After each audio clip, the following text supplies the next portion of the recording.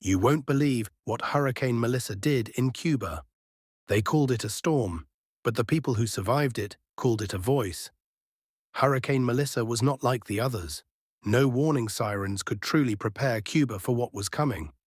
The skies began to boil, the sea churned black, and the air grew thick, humming like 1,000 quiet screams. As night fell, lightning carved the heavens open, revealing shapes no one could explain, silhouettes twisting inside the storm's heart. And in that moment, as the first wave struck Havana's coast, people swore they heard something whisper in the wind. "I have come for what was forgotten." The warnings came early. Fishermen told stories of waves breathing, of water glowing faintly beneath the moon.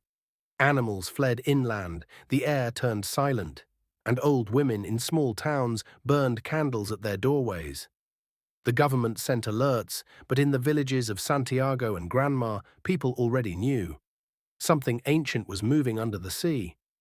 They said it had been waiting since before Cuba was ever called Cuba. And now it had found a new name: Melissa. The locals whispered that it didn't want destruction. It wanted recognition, worship, remembrance. When the night fell, the storm came alive. The wind screamed through every alley, twisting metal and tearing roofs like paper. The power lines burst into blue fire. Families huddled in the dark, praying. But between each thunderclap, they heard something else. Not the wind, not the rain. Voices, children crying for mothers who were already safe miles away. Men shouting names no one knew, and when people peered through cracked windows, they saw shadows walking through the storm, not blown by the wind, but moving with it. The hurricane wasn't passing over the city, it was searching. Then, for a brief and terrible moment, everything stopped. The wind died. The rain ceased. Cuba stood in the eye of Melissa, a silence more terrifying than the noise before it. People stepped outside, believing it was over. The sky above was bright green, glowing like it had stolen the color of poison. One boy pointed upward and said, "Mom, the clouds are watching us." She laughed nervously, but then she saw it too. A shape forming high above, a hollow circle staring down like an eye. And when it blinked, the wind came back twice as strong, howling as if the sky itself was angry for being seen. Hours passed. Some houses crumbled entirely, while others, untouched, stood as if guarded. A woman named Rosa said she saw water crawling up her walls like living vines. A man in Havana swore his dead father knocked on his door, warning him to hide in the basement. And in Santiago, rescuers found a church still standing amid total destruction.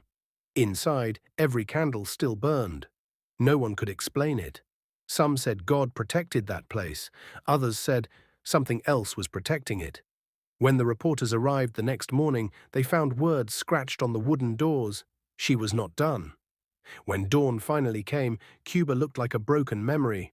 Boats rested on rooftops, cars floated in flooded schools, and entire villages vanished under the mud. But even stranger, people said the wind still whispered long after the storm had passed. They found shadows burned into walls, outlines of families who had stood together when the lightning struck. Rescue workers felt sudden chills in rooms where no air was moving. And one photographer said the pictures he took showed faces, hundreds of them, staring back through the rain. Faces of people no one could identify. Some say Melissa didn't just destroy, it collected. It took the island's silence and filled it with voices.